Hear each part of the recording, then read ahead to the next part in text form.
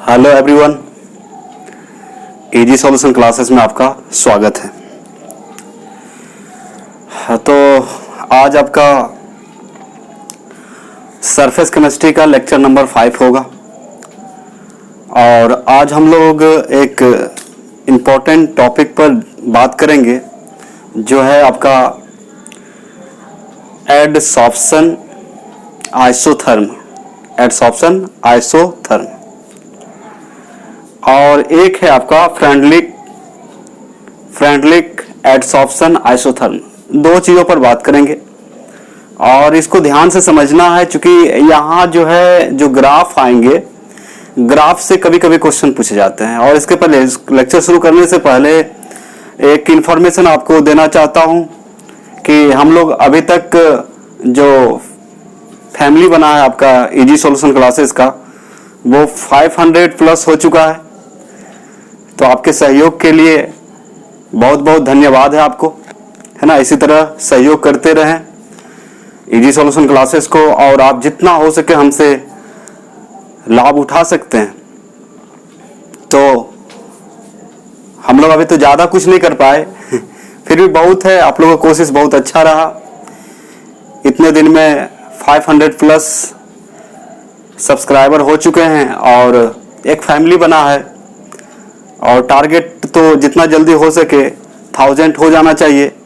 तो आप लोग को कृपा होगी, आप लोग चाहेंगे तो ये संभव हो सकता है। तो आप जितना चाहें उतना इस फैमिली को आगे ग्रोथ कर सकते हैं, बढ़ा सकते हैं। तो आप लोग बहुत ज़्यादा मेहनत किए इसके लिए, इसलिए सबको हाथ जोड़ के धन्यवाद। इस फैमिली को बढ़ाने में जो सहयोग किए आप, और आगे जितना हो सके बढ़ाइए।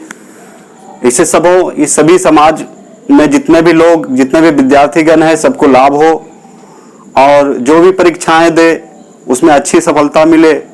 और इसके लिए हम लोग हमेशा कार्यरत हैं और आपके लिए हम हमेशा कार्यरत रहेंगे। बस आपका सहयोग इसी तरह से मिलते रहे।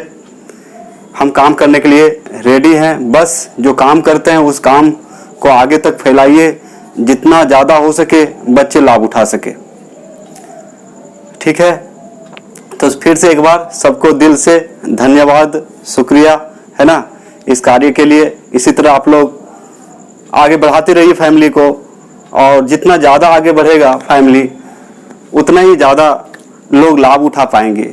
इसलिए इस रास्ते पर हम लोग निकल चुके हैं, तो आप लोग का सहयोग बहुत जरूरी है। सब कुछ आप ही हैं, हम तो कुछ नहीं, हम एक रास्ता हैं जो कि क्या करते हैं, रास्ता दिखाते हैं आप लोग को। सिर्फ चलना तो आपका काम है। रास्ता हम बना रहे हैं आपके लिए, रास्ता दिखा रहे हैं, उस रास्ता पे चलना आपका काम है। और इस तरह से सहयोग बनाए रखें, ठीक है। और कभी कभार जो फालतू का कमेंट्स वगैरह आते हैं उस पर ध्यान ना दें, अपना काम में लगे रहें। लोग चाहते हैं कि आपका ध्यान भटक जाए, आप डिमोटिवेट हो जाएं, है ना, लेकिन ऐसा नहीं है। और आपका न्यू बैच बहुत ही जल्दी शुरू होने जा रहा है 1 सितंबर से, जिसमें फुल्ली प्रैक्टिस हम लोग करेंगे। ठीक है, फुल्ली प्रैक्टिस इसलिए चूंकि समय हम लोग के पास बहुत कम है। बैच भी स्टार्ट हम लोग थोड़ा लेट किए हैं, आपको बताए होंगे कि हम यहाँ पे नहीं थे, कहीं और फंसे हुए थे, जिसके वजह से लेट से बैच आपका स्टार्ट हुआ। और पढ़ना है, 2 बुक है, 16 चैप्टर्स हैं। और दूसरी बात, अभी का जो समय आ रहा है, आप खुद सोच सकते हैं कि जो समय अभी आ रहा है, अभी ज़्यादा से ज़्यादा त्यौहार है, फेस्टिवल्स आ रहे हैं। इधर दुर्गा पूजा है, फिर दीपावली आएंगे, छठ आएंगे, ढेर सारा त्यौहार हैं आपके, लगातार सीरीज में हैं। तो उस समय तो पढ़ाई करना संभव आपको नहीं होगा। तो हमें सतर्क होना चाहिए। जैसे बोला नहीं जाता है, यदि शादी के समय कोहड़ा यदि रोपेंगे तो क्या उसका फल का सब्जी बन सकता है क्या? नहीं ना। तो कोई भी काम के लिए हमें पहले से रेडी होना चाहिए, पहले से तैयार रहना चाहिए। तो इस तरह का जो कंट्रोवर्सी हुआ है या फिर जो भी है, मैंने पता किया तो वो आईडी जो था, जो कमेंट आया था, वो कमेंट जो है मतलब बस स्टूडेंट को डिमोटिवेट करने के लिए बनाया गया है। चाहे वो जो भी बनाया हो, अचानक से वो आईडी क्रिएट किया गया है यूट्यूब में और उसके बाद जो है बस इसी कमेंट करने के लिए, आप लोगों को डाइवर्ट करने के लिए वो आईडी बना के एक ही बात को रटा जा रहा था फालतू में। लोग को समझना चाहिए, क्योंकि बैच भी लेट से स्टार्ट हुआ है। दूसरी बात, सिलेबस बहुत बड़ा है। तीसरा कंडीशन है कि आपका जो है त्यौहार जो है बहुत ज़्यादा है, लगातार है, छुट्टियां बहुत ज़्यादा होंगी, तो छुट्टी में तो आप लोग पढ़ नहीं पाएंगे। तो यदि हम पहले से रेडी नहीं रहते हैं, तैयार नहीं रहते हैं, तो फिर कैसे होगा। इसलिए हमें चाहिए कोई भी काम करने से पहले कोई मतलब वहाँ तक पहुँचने के लिए तैयारी चाहिए कि नहीं चाहिए, आप ही बताइए। हमें तैयार रहना ना होगा। एक सब्जेक्ट तो आपका नहीं है, बहुत सारे सब्जेक्ट हैं, तो कोई भी तो सब्जेक्ट पहले से कंप्लीट हो, ताकि एक बार आप कॉपी देखें और आपका दिमाग में आ जाए। एक बार कॉपी देखने के बाद वही चीज आपका दिमाग में तुरंत बैठ जाएगा जो इसका प्रैक्टिस हो चुका है, जिसका प्रैक्टिस बार बार हो चुका है। इस बात को ध्यान देंगे आप लोग। फालतू के जो मैसेज आते हैं या जो लोग आपको भटकाने काम कर रहे हैं, मुझे पता है ये सब कौन कर रहे हैं, लेकिन आप छोड़िए, कोई दिक्कत नहीं है।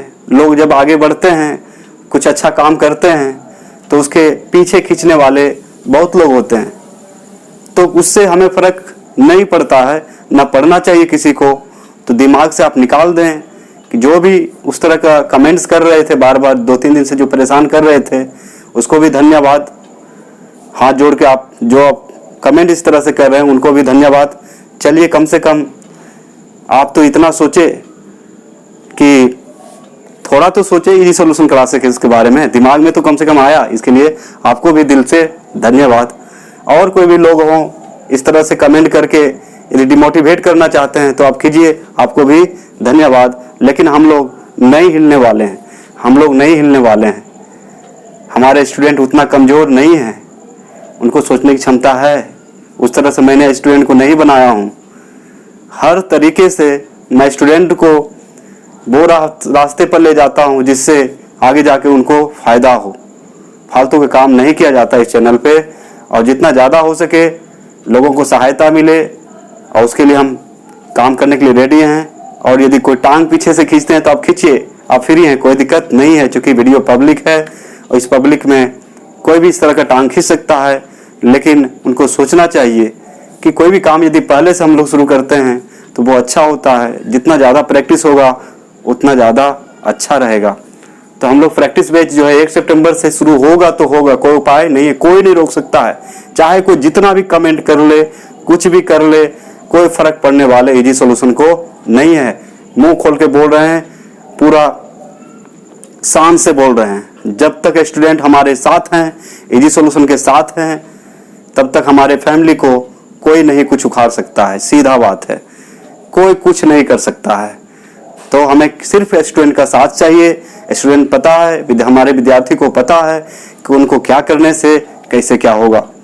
तो चलिए, हम लोग टेंशन ना लेंगे और इतना खाली ध्यान रखिएगा, इस तरह के लोग आते रहेंगे, पीछे पढ़ते हैं लोग, पढ़ते रहेंगे।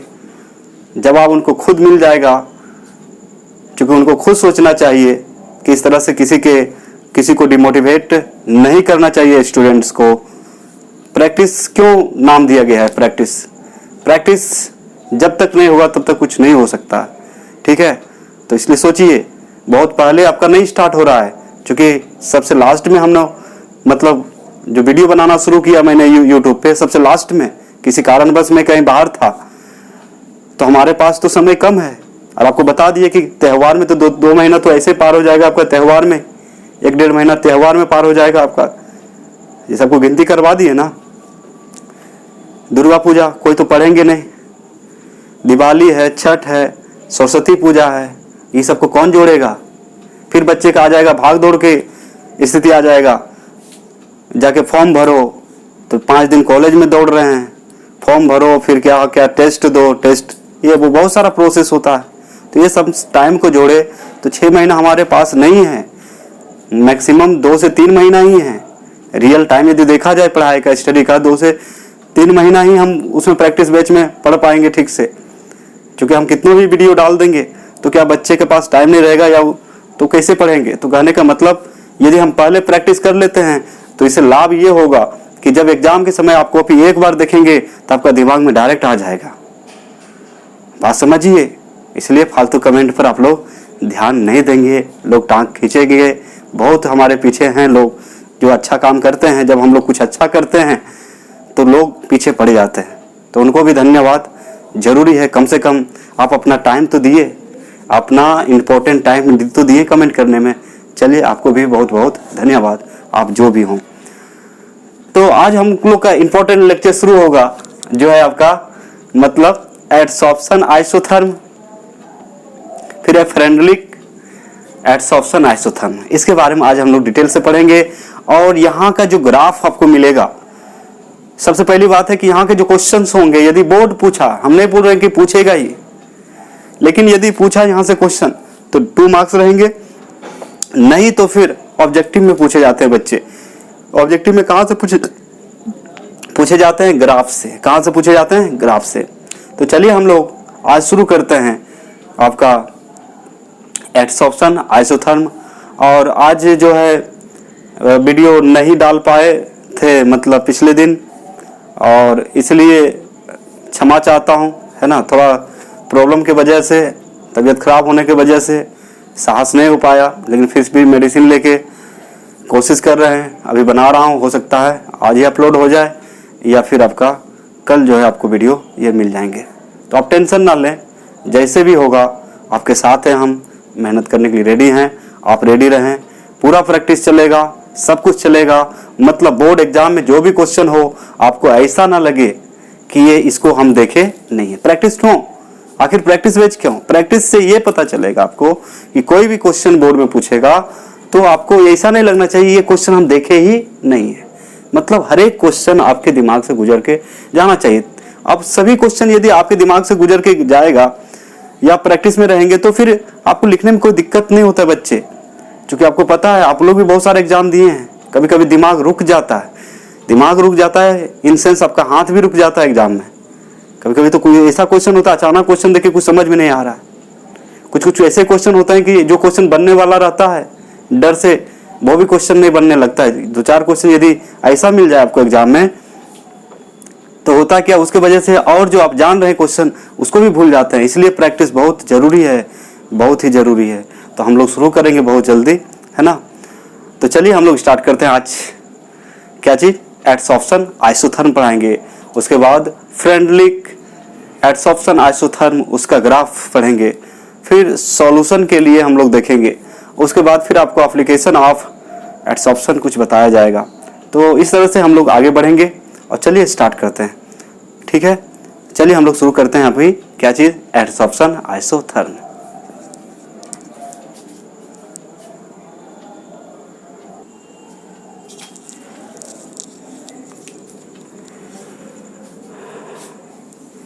तो आइए हम लोग देखते हैं एडसॉर्प्शन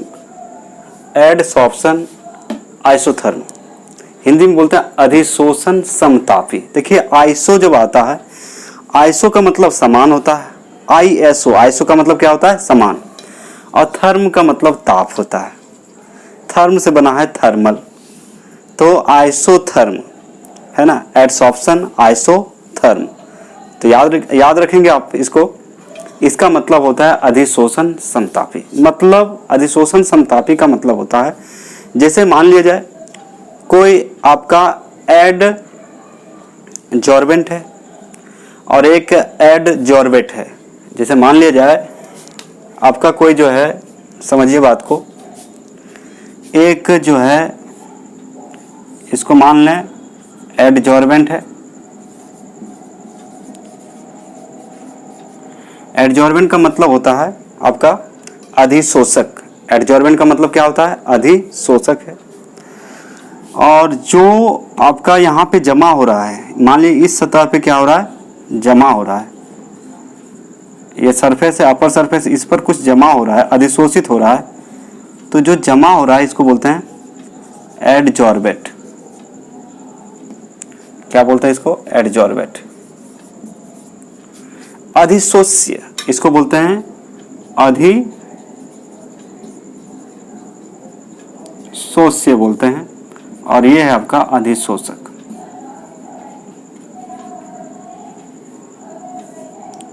ये है आपका अधिशोषक। तो एक है अधिशोष्य, दूसरा है आपका अधिशोषक। ठीक है। तो कहने का मतलब एडजॉर्बेंट का मतलब होता है अधिशोष्य, एडजॉर्बेंट का मतलब होता है अधिशोषक। तो होता क्या है कि मान लिया जाए टेम्परेचर, जब ये घटना घट रहा हो उस समय का टेम्परेचर यदि कांस्टेंट कर दिया जाए, टेम्परेचर क्या हो जाए, टेम्परेचर आपका कांस्टेंट कर दिया जाए। टेम्परेचर यदि कांस्टेंट हो जाएगा तो इसी को बोलते हैं हम लोग आपका आइसोथर्म बोलते हैं। क्या बोलते हैं? आइसोथर्म बोलते हैं। टेम्परेचर यदि कांस्टेंट कर दिया जाएगा तो आइसोथर्म बोलते हैं। इसको क्या बोलते हैं? आइसो। और आपको पता है कि टेम्परेचर पर डिपेंड करता है, कोई भी अधिशोषण हो, कोई भी एडसॉर्प्शन हो, ये किस पर निर्भर करता है?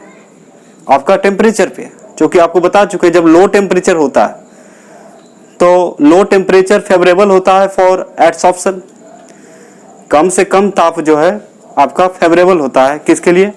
अधिशोषण के लिए। तो जितना कम ताप उतना ज्यादा क्या होगा? अधिशोषण। लेकिन यहाँ पे प्रेशर को वेरी करेंगे, प्रेशर को क्या करेंगे? वेरी करेंगे। तो प्रेशर भी जितना ज्यादा होगा अधिशोषण भी उतना ही ज्यादा होगा। तो एक कर्व आपको बना के दिखाना है, ठीक है, एक कर्व भी बना के दिखाना है जो बना दिए।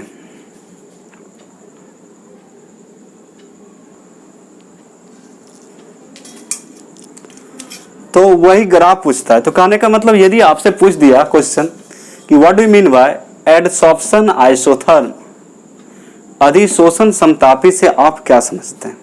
अधिशोषण समतापी से आप क्या समझते हैं?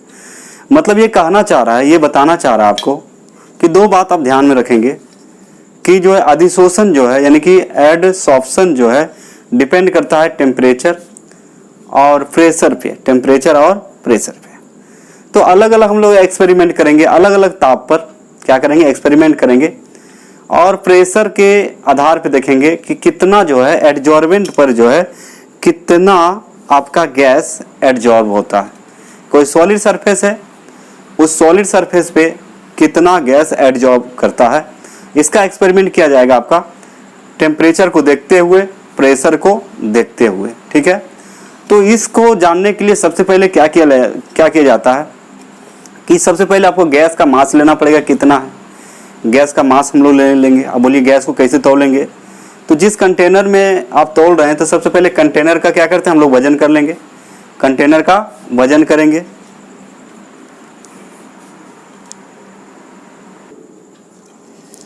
हाँ, तो हम लोग बात कर रहे थे कि जैसे कि यहाँ पे देखिए ये इसको क्या बोले? एडजॉर्बेंट अधिशोषक है और ये क्या है आपका? एडजॉर्बेंट अधिशोष्य है। टेम्परेचर को कांस्टेंट कर दिया जाता है। कांस्टेंट करने का मतलब डिफरेंट टेम्परेचर पे देखेंगे कितना गैस एक्यूमुलेट होता है, एडजॉर्बेंट पे कितना गैस जमा होता है। तो फिर यहाँ पे क्या करना पड़ेगा आपको कि प्रेशर को भी वेरी करेंगे, प्रेशर को वेरी करेंगे, टेम्परेचर को कांस्टेंट कर देंगे, प्रेशर को हम लोग बदलेंगे और आपका जो है टेम्परेचर को कांस्टेंट कर देंगे। तो एक दो ऑब्जर्वेशन किया जाएगा, उसके बाद रिजल्ट क्या देखते हैं? रिजल्ट देखते हैं। तो जो एक्सपेरिमेंट में आएगा रिजल्ट उसको हम लोग ग्राफ के द्वारा दिखा सकते हैं, ग्राफ के द्वारा दिखा सकते हैं। तो सबसे पहले चलिए लैंग्वेज समझ लेते हैं, उसके बाद आपको बता रहे हैं। तो यदि टेम्परेचर कांस्टेंट हो तो कांस्टेंट टेम्परेचर को ही यानी कि आप बोल सकते हैं, इसको ठीक से लिख दें हम, टेम्परेचर यदि कांस्टेंट होगा, ये जो एक्सपेरिमेंट हो रहा है टेम्परेचर यदि कांस्टेंट टेम्परेचर हो, कांस्टेंट टेम्परेचर, कांस्टेंट टेम्परेचर को ही हम लोग बोलते हैं आइसोथर्म। आइसोथर्म सुने होंगे, आइसोथर्मल भी होता है। क्या होता है? आइसोथर्मल मतलब जहां पे जिस सिस्टम में टेम्परेचर क्या हो? कांस्टेंट हो, टेम्परेचर को हम बदलेंगे नहीं। जैसे 25 डिग्री सेल्सियस है तो 25 ही रहना चाहिए, 30 है तो 30 रहना चाहिए, 40 है तो 40। और ऐसे भी पता है आपको कि एडसॉर्प्शन जो है किस पर निर्भर करता है? टेम्परेचर पे। मतलब लो टेम्परेचर पे ये ज़्यादा होता है, मतलब ज़्यादा एक्यूमुलेट होगा, गैस जो है सरफेस पर ज़्यादा एक्यूमुलेट होगा। तो चलिए सबसे पहले क्या देख लेते हैं इसका लैंग्वेज। तो बहुत ही आसान है। The variation in the amount of gas adsorb bye the adsorbent. Variation मतलब बदलाव, परिवर्तन बोल सकते हैं। क्या बोल सकते हैं? परिवर्तन। The variation in the amount of gas adsorb bye the adsorbent. क्या बोल रहा है कि the variation in amount of gas, ये क्या है, अमाउंट ऑफ गैस, ये क्या है आपका अमाउंट ऑफ गैस। इसको मान लें ये जो यहाँ पे एब्जॉर्ब हो रहा है ये गैस है, ये आपका क्या है, ये आपका मान लिया जाए गैस है, ठीक है। तो अमाउंट यहाँ पे चेक करेंगे कितना अमाउंट जो है एब्जॉर्ब होगा। तो the variation in the amount of gas absorbed bye the adsorbent, ये हो गया आपका एडजॉर्बेंट हो गया, ये क्या हो गया आपका एडजॉर्बेंट। ये जो है आपका एडजॉर्बेंट है, जिस पर कोई चीज जमा होता है उसको क्या बोलेंगे यहाँ पे, जिस पर अधिशोषण होगा या जिसके द्वारा अधिशोषण होगा या अधिशोषित किए जाएंगे उसको हम लोग बोलते हैं अधिशोषक बोलते हैं। तो जहां पे जमा हो रहा है उसको क्या बोलेंगे, अधिशोषक। तो ये हो गया एडजॉर्बेंट आपका। एट विथ प्रेशर, प्रेशर को लेकर चल रहे हैं, eight constant temperature can be expressed by means of a curve, curve का मतलब वक्र होता है, ये जैसे ये क्या है आपका कर्व, इसको क्या बोलेंगे हम लोग curve, which is known as adsorption isotherm. मतलब आप सीधा बोल सकते हैं यदि एडसॉर्प्शन हो रहा है, एडसॉर्प्शन हो रहा है और टेम्परेचर यदि उस समय का कांस्टेंट है तो उसको आप बोल सकते हैं एडसॉर्प्शन आइसोथर्म। मतलब वैसे अधिशोषण जहां पे टेम्परेचर क्या हो आपका कांस्टेंट हो, स्थिर हो, टेम्परेचर में कोई बदलाव नहीं होगा, तो उसको हम लोग बोलते हैं एडसॉर्प्शन आइसोथर्म। तो वही बोल रहा है कि अधिशोषक द्वारा अधिशोषित गैस की मात्रा में, अधिशोषक द्वारा, तो ये क्या हो गया अधिशोषक, अब इसको याद करेंगे, अधिशोषक द्वारा अधिशोषित गैस की मात्रा में, एब्जॉर्ब्ड गैस मतलब अधिशोषित गैस की मात्रा में, अधिशोषित गैस की मात्रा में स्थिर ताप पर, तो टेम्परेचर क्या है कांस्टेंट, स्थिर ताप पर, स्थिर ताप पर दाब के साथ परिवर्तन को, मतलब दाब यहां पे स्थिर नहीं है, दाब के साथ परिवर्तन को एक वक्र द्वारा व्यक्त किया जा सकता है, एक वक्र द्वारा व्यक्त किया जा सकता है जिसे अधिशोषण समतापी कहते हैं। तो याद कीजिए, अधिशोषक द्वारा अधिशोष्य गैस की मात्रा में, अधिशोषक द्वारा, ये हो गया अधिशोषक द्वारा अधिशोष्य गैस की मात्रा में, ये जो है गैस है, ये क्या आपका गैस है, अधिशोष्य गैस की मात्रा में स्थिर ताप पर, स्थिर ताप पर दाब के साथ, यहां पे प्रेशर है, यहां पे कुछ ना कुछ प्रेशर होगा ना जी, यहां पे क्या है प्रेशर भी होगा, प्रेशर का मतलब दाब, दाब के साथ परिवर्तन को, दाब के साथ परिवर्तन को एक वक्र द्वारा व्यक्त किया जा सकता है जिसे अधिशोषण समतापी कहते हैं। याद हो गया, अधिशोषक द्वारा में अधिशोष्य गैस की मात्रा में, यहीं पे है अधिशोषक द्वारा, ये जो बनाया हुआ ये क्या है अधिशोषक द्वारा अधिशोष्य गैस की मात्रा में स्थिर ताप पर, ये हो गया ताप, स्थिर ताप पर दाब के साथ परिवर्तन को एक वक्र द्वारा व्यक्त किया जा सकता है जिसे क्या कहते हैं अधिशोषण समतापी कहते हैं। अधिशोषण कहने का अर्थ है, ये आपको सिर्फ बताना चाहिए, टेम्परेचर कांस्टेंट है, प्रेशर आप बदल सकते हैं, तो कितना, जैसे जैसे प्रेशर को चेंज करेंगे, जैसे जैसे प्रेशर को बदलेंगे वैसे वैसे आप कितना अमाउंट ऑफ गैस अधिशोषित होगा सरफेस पर, अधिशोषक पर, ये आप जान सकते, इसको आप एक कर्व के द्वारा दिखा सकते हैं, इसको आप कैसे दिखा सकते हैं, एक कर्व के द्वारा दिखा सकते हैं, और इसी को कहा गया है अधिशोषण समतापी। तो कभी कभी 2 मार्क्स में यदि पूछ दिया जाए तो इसको बोल सकते हैं the variation in the amount of gas absorb by the adsorbent at constant temperature with pressure at constant temperature can be expressed by means of a curve which is known as what adsorption isotherm. तो अधिशोषक द्वारा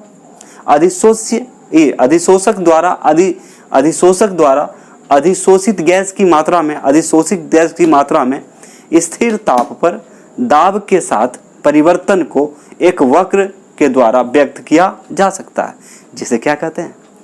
अधिशोषण समतापी कहते हैं। अधिशोषण समतापी का मतलब अधिशोषण हो रहा है उस समय की टेम्परेचर क्या होना चाहिए? कांस्टेंट होना चाहिए। प्रेशर बदल सकता है, तो जब टेम्परेचर कांस्टेंट करके देखेंगे, अलग अलग प्रेशर पर देखेंगे कि आपका अधिशोषण कितना हो रहा है, तो आप पाएंगे जैसे जैसे प्रेशर बढ़ेगा, टेम्परेचर कांस्टेंट बट प्रेशर जैसे जैसे बढ़ेगा अधिशोषण भी बढ़ेगा। प्रेशर जैसे जैसे बढ़ेगा। अब देखिए ये कर्व बना है, एक ग्राफ है, ये क्या है? आपका ग्राफ है। एक ग्राफ प्लॉट किया गया है। ये 3 एक्सपेरिमेंट है यहाँ पे। कितने एक्सपेरिमेंट है? 3 कर्व दिख रहा है ना। तो अब ये मत समझिएगा तीनों कर्व सेम टेम्परेचर पे है, नहीं, अलग अलग पर। मतलब यहाँ पे 3 एक्सपेरिमेंट किया गया है और निष्कर्ष निकाला गया है कि इसका निष्कर्ष क्या निकलता है। अब देखिए टेम्परेचर यहाँ पे नहीं दिख रहा है, मतलब टेम्परेचर क्या है? कांस्टेंट। जैसे पहला जो एक्सपेरिमेंट किया गया है 273 केल्विन पर, कितना पर किया गया है? 273 केल्विन पर। तो एक कर्व प्राप्त हुआ। अब देखिए प्रेशर यहाँ पे कुछ और होगा, यहाँ पे कुछ और होगा, यहाँ पे कुछ और होगा, यहाँ पे कुछ और होगा। तो प्रेशर में वेरिएशन हो रहा है, लेकिन टेम्परेचर क्या है? टेम्परेचर हमेशा क्या रखे? 273 केल्विन। तो एक कर्व प्राप्त हुआ। दूसरा में क्या किए? टेम्परेचर 244 केल्विन कर दिए, मतलब कम कर दिए, थोड़ा और कम कर दिए। 273 है, 273 से कितना कर दिए? 244 केल्विन कर दिए। तो जैसे आपका टेम्परेचर कम हुआ है ना, तो अधिशोषण बढ़ गया। चूंकि इसका ग्राफ देखिए ऊपर जा रहा है, इससे और कम करेंगे तो अधिशोषण ज़्यादा होगा, लेकिन प्रेशर क्या हो रहा है? बढ़ते जा रहा है। प्रेशर क्या हो रहा है? बढ़ रहा है। तो कहने का मतलब यहाँ पे देखिए प्रेशर यहाँ कांस्टेंट नहीं है। कांस्टेंट क्या है? टेम्परेचर। तो बोलिएगा ये कैसे दिख रहा है? अलग अलग है। तो देखिए ये हुआ पहला एक्सपेरिमेंट, 273 केल्विन का कर्व है, ये 244 केल्विन का कर्व है, और ये आपका 195 केल्विन का कर्व है। क्योंकि आपको भी पता है कि जब टेम्परेचर कम होता है तो अधिशोषण ज़्यादा होता है। जैसे बोर्ड का भी उदाहरण दिए, ठंडा के दिन में क्या होता है? चिपक जाता है तो छूटता नहीं है आसानी से। यहाँ x क्या है? x है आपका मास ऑफ गैस। मतलब ये पता करना है किस प्रेशर पर कितना गैस जो है अधिशोषित हुआ है।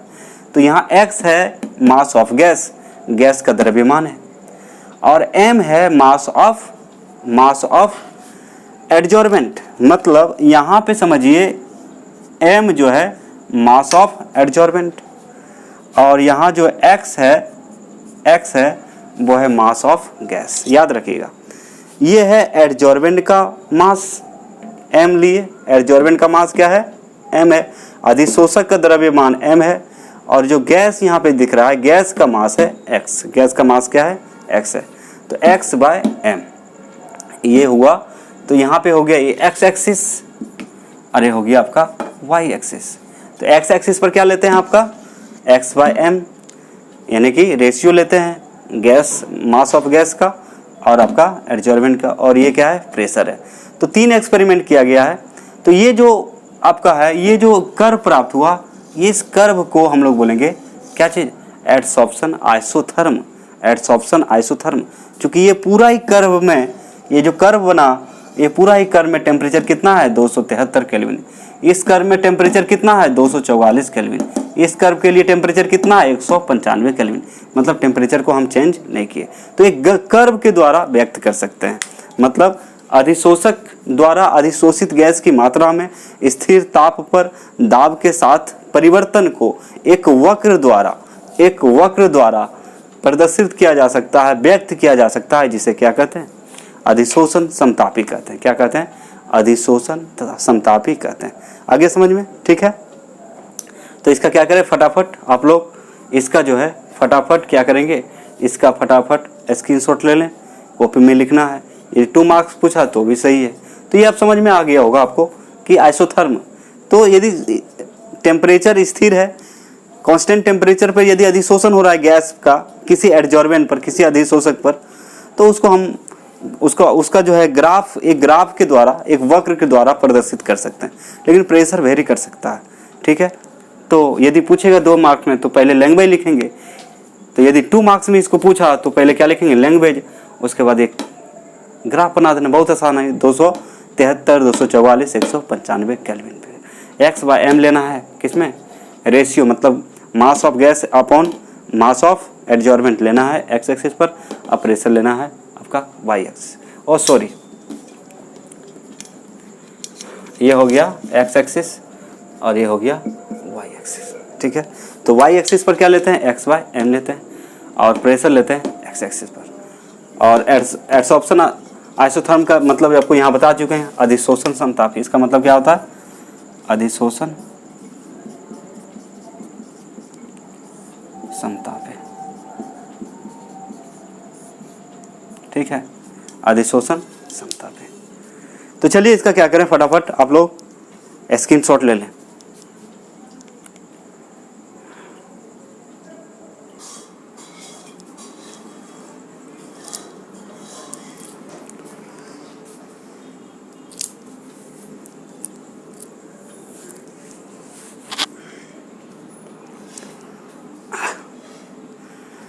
तो अभी एक मतलब इसी के अंदर एक चीज़ पढ़ने वाले हैं, फ्रेंडलिक अधिशोषण समतापी। यहाँ से क्वेश्चन ग्राफ से भी पूछा जाता है कभी कभी कि भाई फ्रेंडलिक जो समतापी अधिशोषण है या अधिशोषण समतापी है, उसमें स्लोप बराबर कितना होता है। ये आपको ऑब्जेक्टिव में मिल जाएगा, पूछा गया है। तो 1/n होता है, कितना होता है, slope is equal to 1/n। तो इसको, इस चीज़ को समझते हैं। तो फ्रेंडलिक एक साइंटिस्ट है जो 1909 ईस्वी में 1909 में, मतलब आपका 1909 में 1909 में एक प्रयोग किया था, प्रयोग किया था। उस प्रयोग का एक रिलेशनशिप दिया था, है ना। उस प्रयोग का एक रिलेशन बताया था कि x/m, इसको एडसॉर्प्शन भी बोलेंगे, क्या बोलेंगे, एडसॉर्प्शन इज इक्वल टू कितना, Kp to the power 1/n। n जो है ग्रेटर देन 1 होगा, ठीक है। तो इसका रिलेशन दिया है, ठीक है। तो कहने का मतलब ये रिलेशन किसने बताया था। सबसे पहली बात है, आपको यहाँ से भी क्वेश्चन आ सकता है कि x/m इज इक्वल टू कितना होता है, Kp to the power 1/n होता है, ये याद रखना है आपको। तो फ्रेंडलिक एडसॉर्प्शन क्या बताता है, देखिए क्या बोल रहा है यहाँ पे। Freundlich in 1909 gave N empirical का मतलब होता है आपका प्रयोगाश्रित। प्रयोगाश्रित का मतलब होता है प्रयोग के द्वारा जो रिलेशन निकाला गया हो, प्रयोग के द्वारा जो हमें मिलता है उसको हम लोग बोलते हैं इम्पेरिकल, ठीक है। यहाँ पे तो Freundlich in 1909 gave an empirical relationship between the quantity of gas absorbed by the unit mass of solid, adsorbent and pressure at particular temperature, which is known as Freundlich adsorption isotherm। तो वही चीज़ है, इसके पहले जो हम लोग पढ़े थे वही चीज़ है। तो यहाँ पे एक्सपेरिमेंट किया गया है 1909 ईस्वी में, और एक रिलेशन बताया गया है कि कोई गैस है, यहाँ पे एडजॉर्बेट कौन हो जाएगा, गैस है, और एक यूनिट मास ऑफ क्या लिया गया, यूनिट मास ऑफ लिया गया है आपका एडजॉर्बेंट। टेम्परेचर, पार्टिकुलर टेम्परेचर मतलब यहाँ टेम्परेचर क्या है, कांस्टेंट। प्रेशर लिया गया है और उसका एक रिलेशन दिया गया है। उन्होंने एक मैथमेटिकल रिलेशनशिप दिया है, और वो रिलेशनशिप जो है कहलाता है फ्रेंडलिक अधिशोषण समतापी या फ्रेंडलिक एडसॉर्प्शन आइसोथर्म। तो एक बार और देख लें, Freundlich in 1909 gave an empirical relationship between the quantity of gas adsorbed by the unit mass of solid adsorbent and pressure at a particular temperature, which is known as what, Freundlich adsorption। Freundlich ने 1909 ईस्वी में ठोस अधिशोषित के इकाई द्रव्यमान द्वारा, ठोस अधिशोषित है ना, इकाई द्रव्यमान द्वारा एक निश्चित ताप पर अधिशोषित गैस की मात्रा, अधिशोषित गैस की मात्रा ठोस अधिशोषक होगा, ठोस अधिशोषक के यहाँ पे क्या हो जाएगा, ठोस अधिशोषक के इकाई द्रव्यमान द्वारा एक निश्चित ताप पर अधिशोषित गैस की मात्रा एवं दाब के मध्य एक प्रयोगाश्रित संबंध दिया गया है, जिसे फ्रेंडलिक अधिशोषण समतापी कहते हैं। फ्रेंडलिक अधिशोषण समतापी कहते हैं। तो इसका जो रिलेशन है वो आपको याद रखना है, इसका रिलेशन याद रखना है। तो ऑब्जेक्टिव में आपका ये जो कर्व है, ये आपका जो ग्राफ है, यहाँ से भी क्वेश्चन आपसे पूछ दिया जाता है कभी कभी, है ना। तो बहुत ही आसान है। फ्रेंडलिक ने 1909 ईस्वी में ठोस अधिशोषक के इकाई द्रव्यमान द्वारा एक निश्चित ताप पर अधिशोषित गैस की मात्रा एवं दाब के मध्य एक प्रयोगाश्रित संबंध दिया गया है जिसे फ्रेंडलिक अधिशोषण समतापी कहते हैं। तो बहुत ही सिंपल है। तो आप ऐसे याद रखिएगा, 1909 ईस्वी में फ्रेंडलिक ने एक प्रयोग किया था। उस प्रयोग के तहत या अंतर्गत क्या लिया गया था? इकाई द्रव्यमान वाला अधिशोषक लिया गया है और निश्चित ताप पर दाब और आपका अधिशोषित गैस की मात्रा के बीच एक संबंध निकाला गया या संबंध दिया गया। उसे फ्रेंडलिक अधिशोषण समतापी कहते हैं। उसे क्या कहते हैं?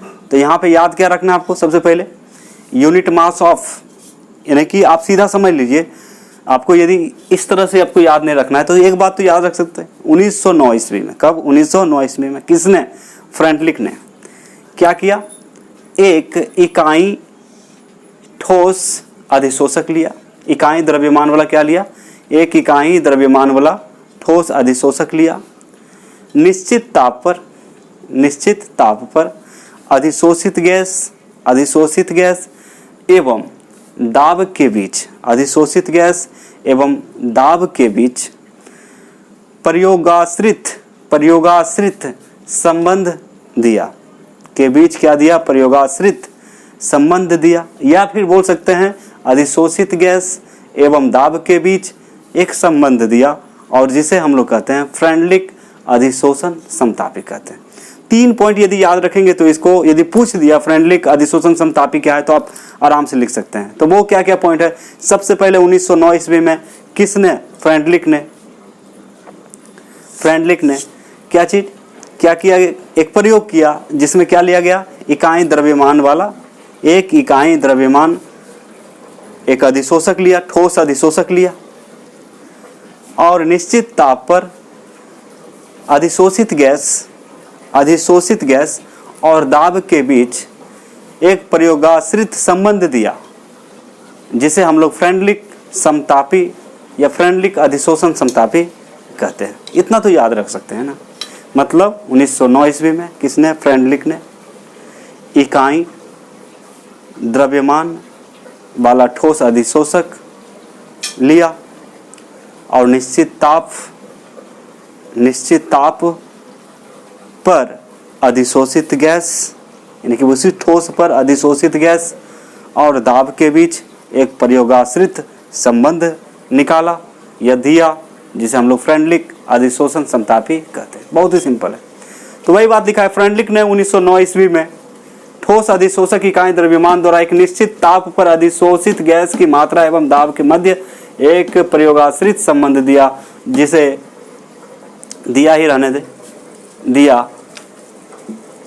फ्रेंडलिक अधिशोषण समतापी कहते हैं। अब रिलेशनशिप देखिए क्या है। तो रिलेशन किसके बीच? अधिशोषित गैस और आपका किसके बीच? प्रेशर के बीच। तो होता क्या है यहाँ पे? ये आखिर आया क्या? ये कैसे आया? इसको थोड़ा सा देखेंगे। ये आया कैसे उसको बता देते हैं। रिलेशन देखिए, रिलेशन का मतलब क्या होता है? संबंध। ठीक है। तो यहाँ पे जो है संबंध क्या आया? x/m अधिशोषण डायरेक्टली प्रोपोर्शनल टू प्रेशर और 1/n।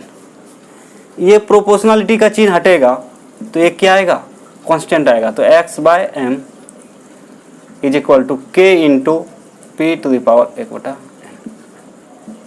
और यहाँ जो n है वो ग्रेटर देन 1 माना गया, ग्रेटर देन 1। यहाँ जो आपका n है क्या है? आपका ग्रेटर देन 1 लिया गया, ग्रेटर देन 1 लेंगे। n जो है ग्रेटर देन 1 लेंगे। ठीक है। अब देखिए इसमें क्या किया गया है? x/m बराबर kp और टू द पावर 1/n है। तो यहाँ पे यदि दोनों तरफ हम लोग लॉग ले लें, बोथ साइड क्या लेंगे, लॉग लेंगे, तो कैलकुलेशन थोड़ा आसान हो जाएगा ना, कैलकुलेशन आसान हो जाएगा। तो लॉग लेने के बाद क्या आएगा, इधर भी लॉग लीजिएगा, इधर भी लॉग लीजिएगा, तो लॉग एक्स बाय एम हो जाएगा बराबर के P to the power 1/n है, 1/n है, तो ये हो जाएगा लॉग के P to the power 1/n। तो log x by m is equal to, अब देखिए ये दोनों जो क्वांटिटी है गुना में है, एक k है और एक p to the power 1/n है, ये किसमें है, गुना में है। तो गुना में जब रहता है तो उसको कैसे लिख सकते हैं, अलग अलग तरीका से लिख सकते हैं, जोड़ सकते हैं उसको। जैसे आपको बताया कि लॉग a इंटू बी है, तो इसको क्या लिखते हैं हम लोग, log a plus log b लिखते हैं ना। ठीक वही काम यहाँ पे किया गया है, वही चीज़ यहाँ पे किया गया है, आप ध्यान देंगे सिर्फ। तो क्या किया गया है, यहाँ पे log a x/m is equal to हो जाएगा log k plus log p to the power 1/n। फिर आप जानते हैं जब पावर रहता है तो मल्टीप्लाई हो जाता है, पावर रहता है तो क्या होता है, मल्टीप्लाई। तो इसको हम फाइनली लिख सकते हैं log x/m is equal to log k और प्लस 1/n log p। अब इसका ग्राफ, इस इक्वेशन का ग्राफ यदि हम लिखें, इस इक्वेशन का यदि ग्राफ लिखें तो क्या होगा, इस इक्वेशन का यदि हम ग्राफ लिखें तो एक लेंगे y एक्सिस, एक लेंगे x एक्सिस, ठीक है। तो यहाँ पे क्या होता है, एक स्लोप मिलेगा, वो स्लोप है आपका 1/n। तो यहाँ पे जो देख रहा है log p और इसकी जो मल्टीप्लाई है 1/n, ये आपका है आपका स्लोप, ये क्या है आपका स्लोप। और यहाँ पे देख सकते हैं ग्राफ जीरो से ना स्टार्ट होके कहाँ से हो रहा है, इस पॉइंट से हो रहा है। तो यहाँ से यहाँ तक जो है इसको इंटरसेप्ट बोलते हैं। क्या बोलते हैं, आप लोग मैथमेटिक्स में पढ़े होंगे, इसको क्या बोलते हैं हम लोग, इंटरसेप्ट, अंतःखंड बोलते हैं इसको, क्या बोलते हैं, अंतःखंड, इंटरसेप्ट। तो इंटरसेप्ट यहाँ पे कौन है, लॉग के। लॉग के नहीं रहता तो ग्राफ कहाँ शुरू होता है, यहाँ से, जीरो से। लॉग कांस्टेंट यहाँ पे नहीं रहता, जैसे आप लोग पढ़ते हैं, जैसे आप लोग क्वाड्रेटिक इक्वेशन पढ़े होंगे, उस पर देखे होंगे आप लोग। तो कहने का मतलब उसके आधार पर यदि देखा जाए तो आप ये पाएंगे कि जो यहाँ पे c आता है, तो यहाँ पे जो c है वो कांस्टेंट है, उसकी जगह यहाँ पे क्या है, k है। तो k जो है यहाँ पे इंटरसेप्ट है, इसीलिए ग्राफ यहाँ से शुरू ना होकर यहाँ से हुआ है। और 1/n जो है ये आपका स्लोप है, ये आपका क्या है, स्लोप है। तो स्लोप बराबर 1/n। तो याद रखेंगे यहाँ पे क्वेश्चन यहाँ पे क्या पूछता है कि फ्रेंडलिक एडसॉर्प्शन आइसोथर्म में स्लोप इनमें से कौन होता है, स्लोप कौन है, तो फटाक से बताएंगे 1/n होता है, ये याद रखना है। काम की जो बात है यहाँ पे स्लोप पूछ देगा, फ्रेंडलिक एडसॉर्प्शन आइसोथर्म का स्लोप कितना होता है, तो 1/n होता है। यदि पूछ देगा इंटरसेप्ट, अंतःखंड इनमें से कौन है, अंतःखंड इनमें से कौन है, तो लॉग k है, लॉग k है। और ये है आपका अधिशोषण, x/m क्या है आपका अधिशोषण है। तो k यहाँ पे कांस्टेंट है और 1/n का वैल्यू जो है कहाँ से कहाँ वेरी करेगा, 0 से 1। यदि आपसे पूछेगा कि 1/n का वैल्यू कहाँ से कहाँ तक वेरी करता है, तो 0 to 1। यदि 1/n का वैल्यू 0 हो जाए, 1/n का वैल्यू 0 हो जाए, तो यहाँ पे यदि आप 0 रख देंगे तो ये तो 0 हो जाएगा पूरा सिस्टम। तो मतलब अधिशोषण क्या हो जाएगा, कांस्टेंट के बराबर, कांस्टेंट हो जाएगा। अधिशोषण क्या हो जाएगा, कांस्टेंट, अधिशोषण हो जाएगा आपका कांस्टेंट। अब मान लीजिए बेन 1/n 1 हो जाए, तो आपका जो है 1/n जो है ये कितना हो जाए, 1 के बराबर हो जाए। तो x/m डायरेक्टली प्रोपोर्शनल टू क्या होता है, p होता है, यानी कि x/m। तो कितना बचेगा यहाँ पे, आपको बचेगा x/m बराबर kp, x/m बराबर क्या बचेगा, kp। x/m directly proportional to p है, ये प्रोपोर्शनलिटी का चिन्ह हटेगा तो एक कांस्टेंट आएगा, और वही कांस्टेंट यहाँ पे क्या है, k है, क्या है, k है। x क्या है, मास ऑफ गैस है, m क्या है, मास ऑफ एटम। तो यहाँ कुछ कुछ बातें हैं जो याद रखना है आपको। इंटरसेप्ट याद रखना है कितना होता है, स्लोप याद रखना है, ये तो आपका एडसॉर्प्शन है। तो इस तरह की बात है। फिर याद रखना है कि यदि 1/n 0 हो जाएगा तो आपका, जैसे आपको पूछेगा फ्रेंडलिक अधिशोषण समतापी में अधिशोषण कांस्टेंट कब होगा, जब 1/n का वैल्यू 0 हो जाएगा। और जब, और डायरेक्टली प्रोपोर्शनल टू प्रेशर कब होगा, x/m directly proportional to pressure कब होगा, जब 1/n का वैल्यू 1 हो जाएगा। तो ये डायरेक्टली प्रोपोर्शनल टू क्या हो जाएगा, प्रेशर।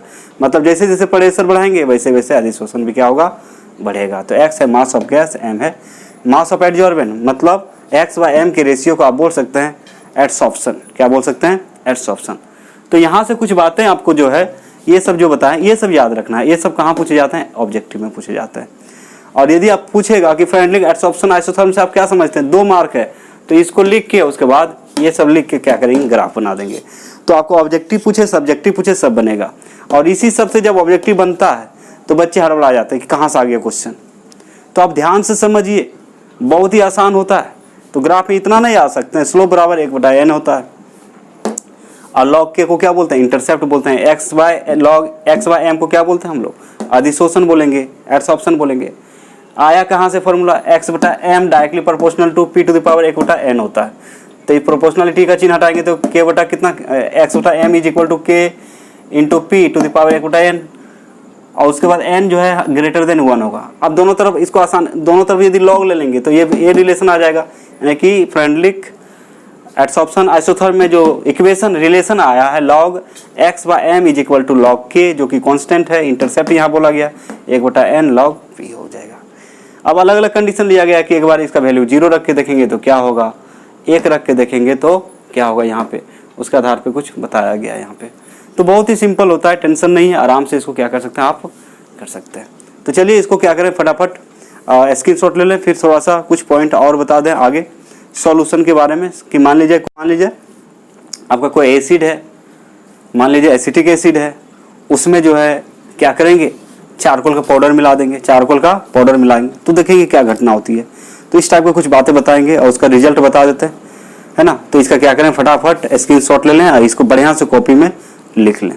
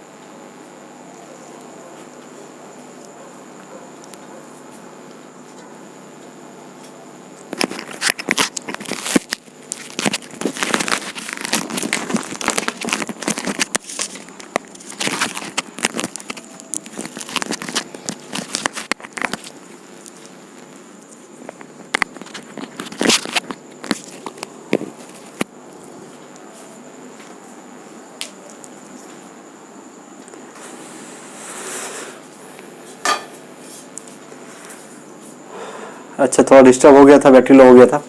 तो चलिए हम लोग क्या करते हैं, अभी हम लोग देखते हैं एडसॉर्प्शन फ्रॉम सॉल्यूशन फेज, विलयन प्रावस्था से अधिशोषण। ऑब्जर्वेशन इसका क्या है, तो देखिए हम लोग क्या किए यहाँ पे हम लोग क्या किए, जैसे मान लिया जाए, आपको एक उदाहरण से समझा रहे हैं यहाँ पे कि 1 नंबर क्या लेंगे, चारकोल का पाउडर है, मान लीजिए क्या है। सबसे पहले एक कंटेनर लिया गया है, एक बर्तन है, समझिए, इसमें aqueous solution of acetic acid है। इसमें जो है aqueous solution of acetic acid, इसका मतलब होता है आपका एसिटिक अम्ल का जलीय विलयन है। इसको ऊपर से चारकोल का पाउडर डालेंगे, चारकोल का पाउडर, और धीरे धीरे इसको सेकिंग करेंगे, हिलाएंगे, तो देखेंगे क्या पाएंगे हम लोग कि इस विलयन में जो है एसिटिक अम्ल का सांद्रता कम हो जाता है। विलयन में एसिटिक अम्ल का सांद्रता कम हो जाता है। Concentration of acid decreases in the solution, इसका मतलब होता है विलयन में अम्ल की सांद्रता कम हो जाता है।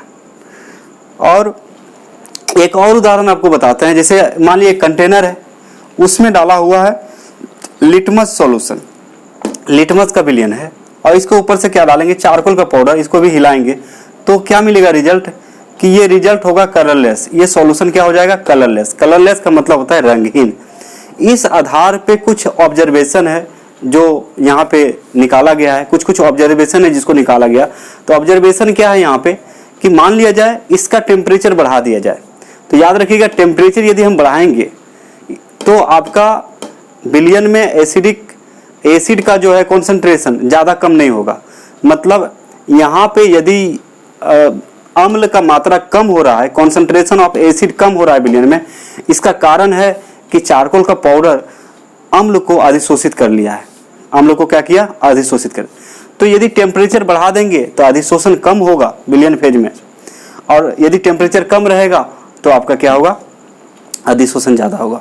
दूसरा बात है सरफेस एरिया जितना ज्यादा होगा, सरफेस एरिया मतलब पृष्ठीय क्षेत्रफल जितना ज्यादा होगा अधिशोषण उतना ज्यादा होगा। तीसरा कंडीशन है इसमें एसिटिक अम्ल जितना ज्यादा होगा अधिशोषण उतना ज्यादा होगा, क्योंकि कॉन्सेंट्रेशन ऑफ सॉलिड पर निर्भर करता है।